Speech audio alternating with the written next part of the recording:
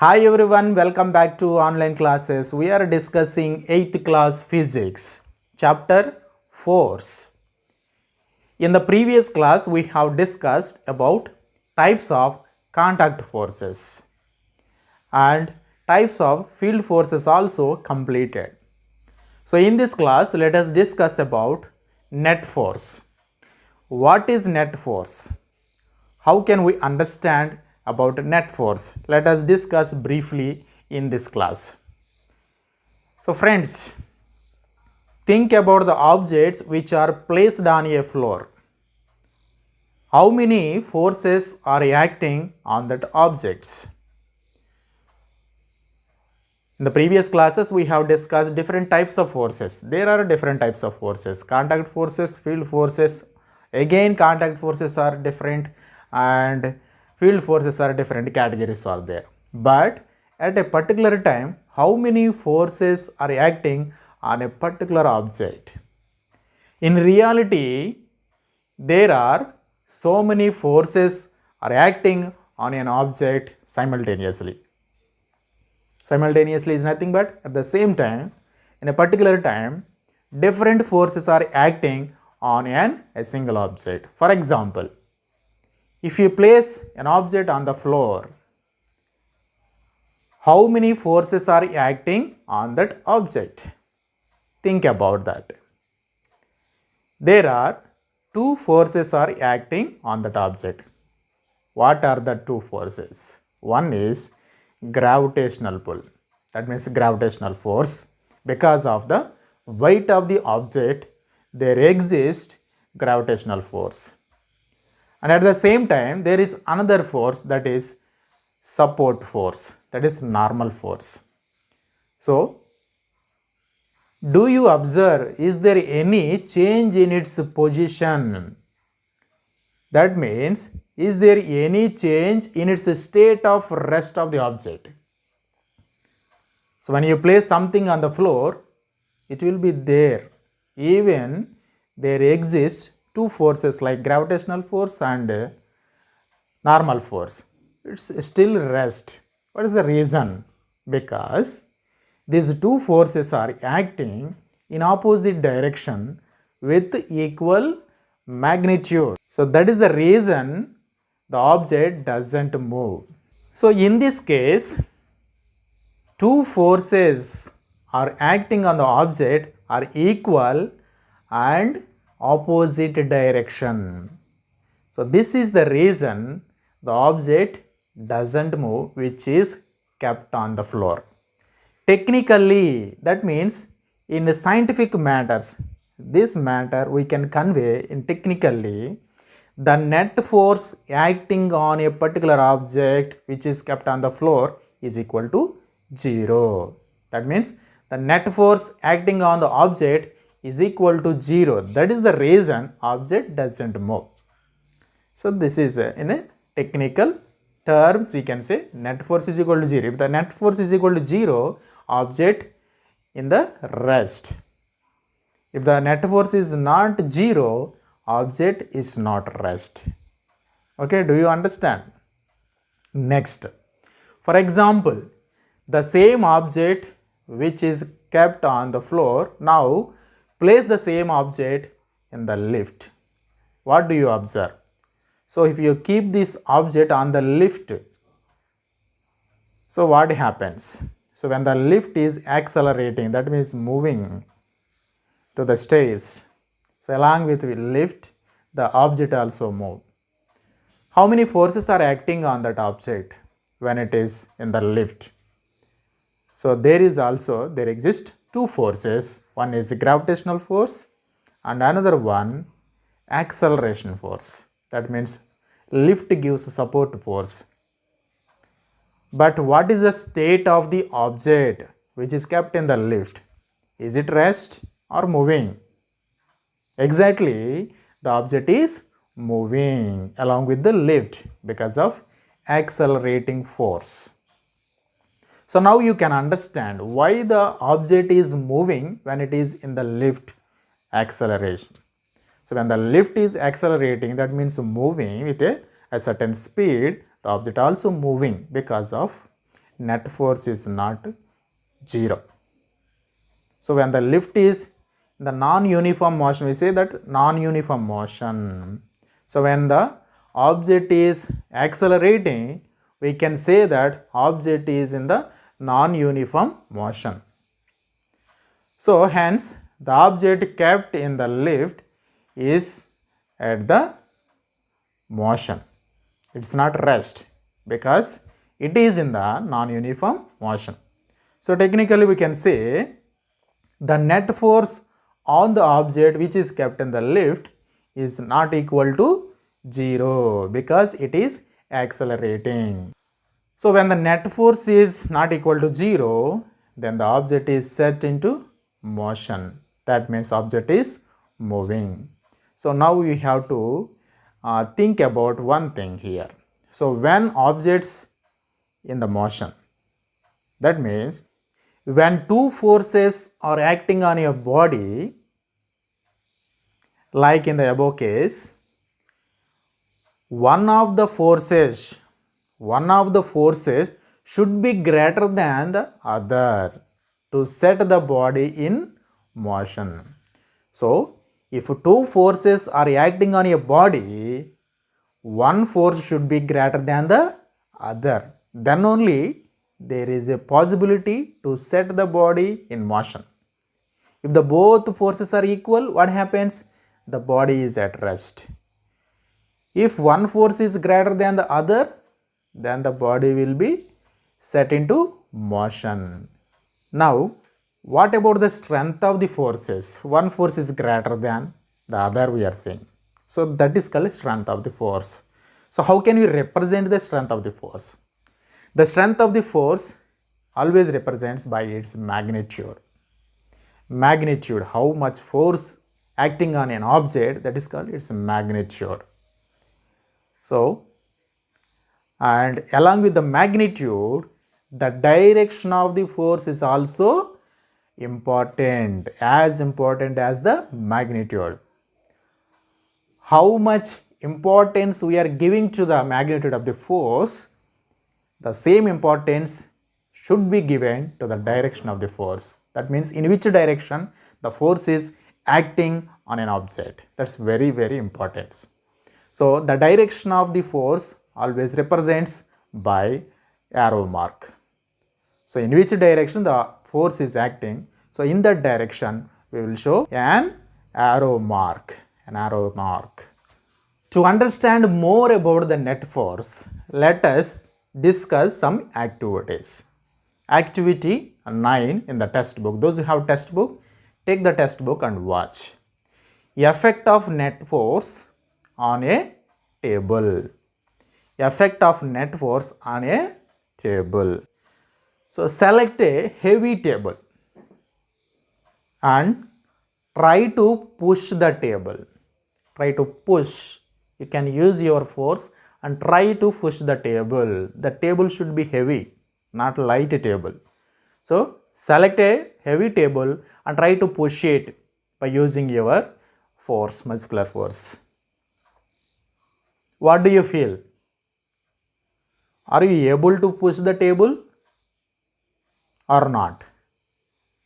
So if you are able to push the table, it's okay. If you are not able to push the table, it's also okay. Keep aside. And next, for example, if it is difficult to push the table, take the help. Take the help of your friend. Ask somebody to come and join. Now, both from the same direction. Try to push the table again by using equal forces. Now, in this case, how do you feel? When your friend came, so now your friend and you both are pushing the table. In this case, how do you feel? Is it easy or hard? Definitely, it will be easy. So, what is the reason? Because your force and your friend force both added and applied on the table. So that means the magnitude of the force increased, then you can easily move the table. When you think about technically about the net force, you are applying some force and your friend applying some force. So what is the net force acting on the table? We have to add these two forces, that is equal to net force. Now ask your friend to push the table from either side of the table. So that means you are pushing the table from one side and from the opposite side your friend is pushing the table. So you can observe the figure also. So what happens while pushing like that? Both are pushing the table from the opposite sides. Observe what happens. Whether the table is moving or not. If it is not moving, what we can understand? That means you both are applying equal forces in opposite directions.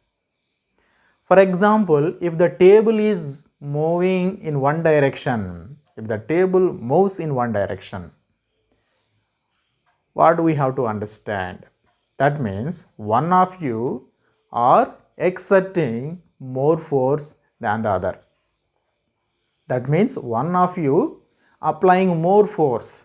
That is the reason the table is set into motion. All forces have both magnitude and direction.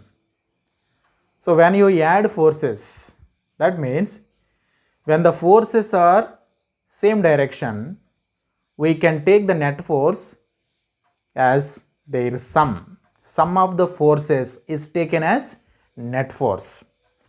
While adding forces, the direction of the forces taken into account.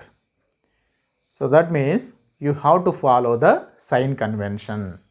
So while adding the forces, you have to follow the sign convention. What is sign convention? When forces act on a body along the straight line and are in same direction, the net force is taken as the sum of the forces. So while adding the forces, sign convention should be taken into consideration. So we have to follow the sign convention. What is sign convention? For example, so observe the figure in the textbook. If the two forces are acting in different directions, that means in opposite directions along the straight line, the force acting from left to right taken as positive. The force acting from right to left taken as negative. So how to remember this left to right and right to left? It's very easy. While drawing graphs in maths, so we'll use the graphs x-axis and y-axis. So from 0 to right side will taken as positive and 0 to left side will take negative. So this one should be keep in mind while adding the forces. This is called sign convention. And what about vertical forces? That is also same thing. So the forces acting upward direction taken as positive and the forces acting downward direction taken as negative. So you have to follow this sign convention while adding these forces. That means while calculating the forces, you have to follow the sign convention. Let the two forces F1 and F2. F1 directing towards the right taken as a positive and F2 directing towards the left taken as a negative. Now while calculating this net force, F net force is equal to F1 plus minus F2. So you have to keep the minus F2 in the bracket. That is equal to F1 minus F2. So that is the net force acting on the object. So while the two forces acting on an object in a straight line in opposite direction, the difference between the forces is taken as the net force. So after finding the difference of the forces. That means after calculating the net force, in which direction the object moves, we can decide by the difference of the forces. The object of the rest moves in the direction of the net force. So this one we have to keep in mind.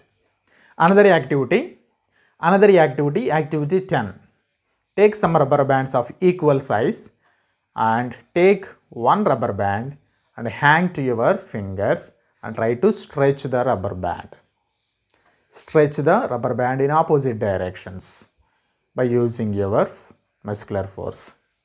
So while stretching the rubber band applies force of pull on your fingers.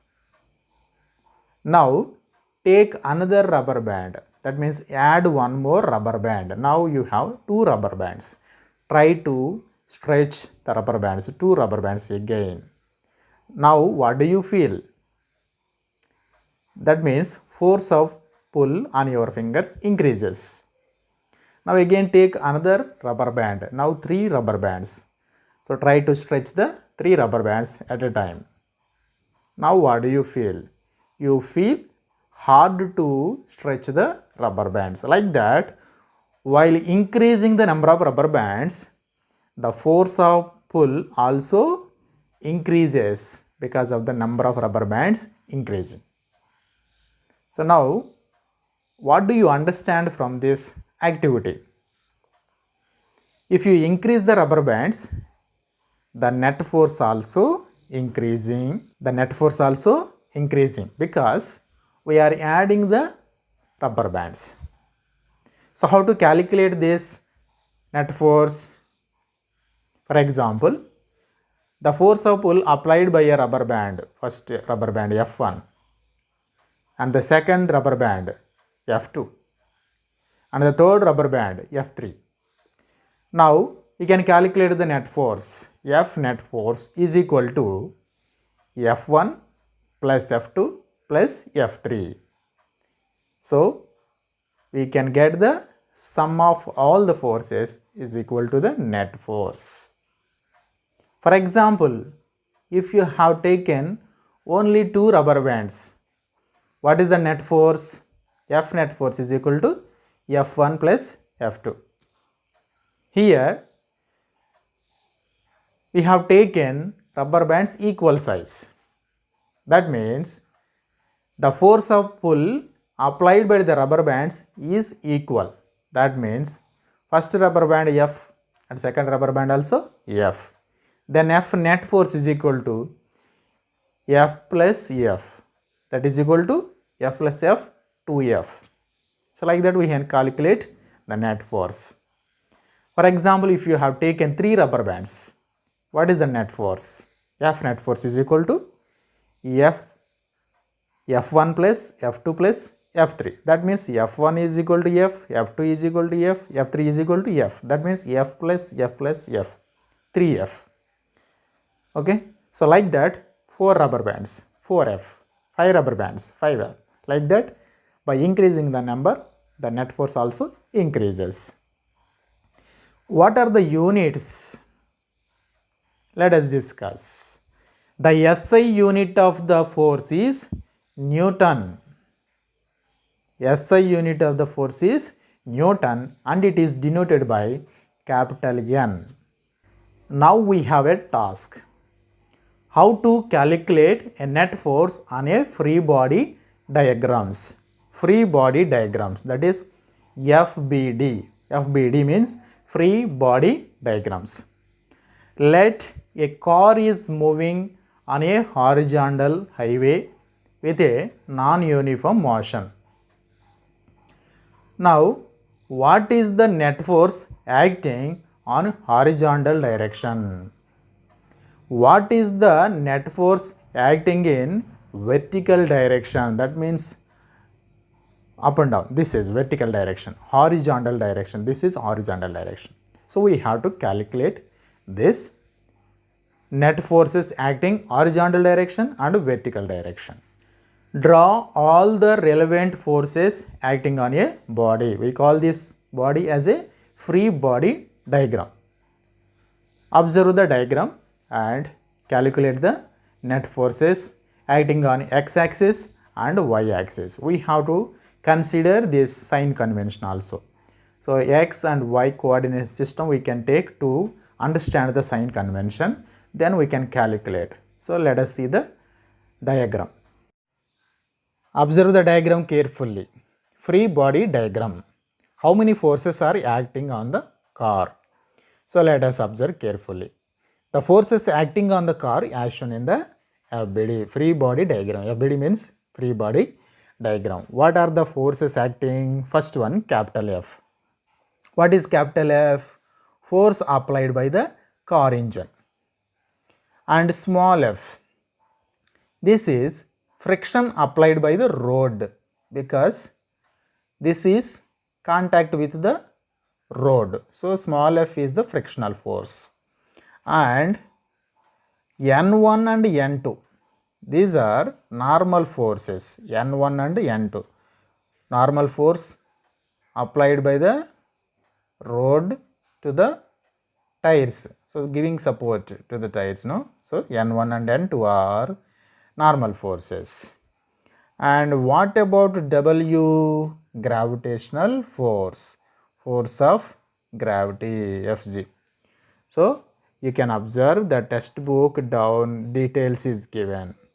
Force applied by the engine is equal to capital F. Force applied by the road is equal to small f. Normal forces are N1 and N2. Gravitational force Fg means force of gravity is equal to W. Now we can calculate net force. Net force along x-axis or x direction. So we have to calculate net force in two directions.